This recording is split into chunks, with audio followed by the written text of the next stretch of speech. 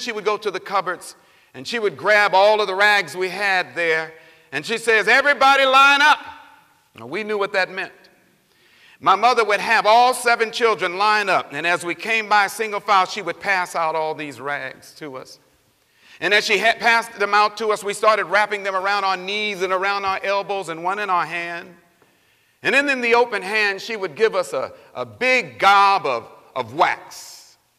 Because we had hardwood floors. Some of you may not know about that. And on those hardwood floors, you had to take care of them. There was no maid at our home.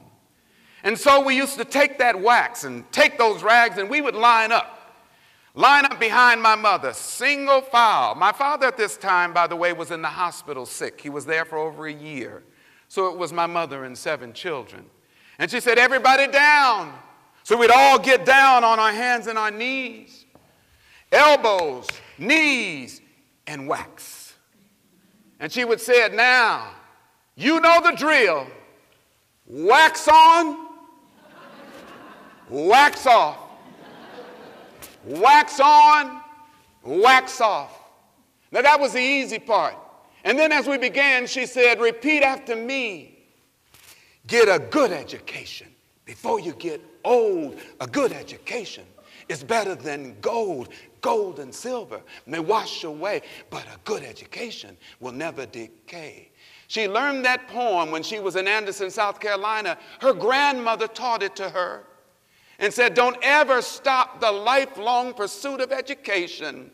And so even this maid, as she was then, taught that same poem to her children. She said, let's go get a good education before we get old. Now, by the way, in my culture, we sometimes put a little yeast in it and let it rise. They call it swagger now. So we all had a little swagger. Mine was, get a good education before you get old. Good education is better than gold.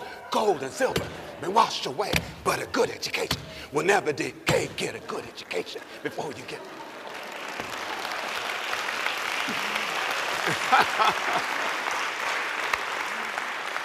Now, 2 amazing things happened because of this. The first, as you can imagine, is that we had the shiniest floors in Watts. The second one was that we learned, and I hold it to this day, an enduring value for the power of education to transform lives. Now hold on, the story gets better. If you recite that and you teach it to your children, as my mother did, you hear the words long enough that you feel that your life is incomplete. How can you teach that to your children unless you yourself, who are still alive and able, go back and do the same thing? So my mother went back to school at night at Jordan High School in Watts. I know she was there because I was sitting next to her. I had gotten a bad grade in chemistry.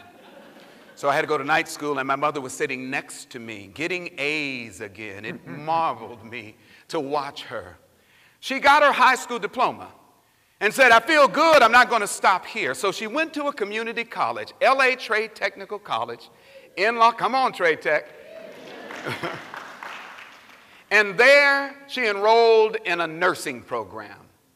And my mother completed the nursing program, passed the state nursing exam, and retired 30 years later as the chief surgical nurse for Kaiser Hospital on Cadillac in Los Angeles.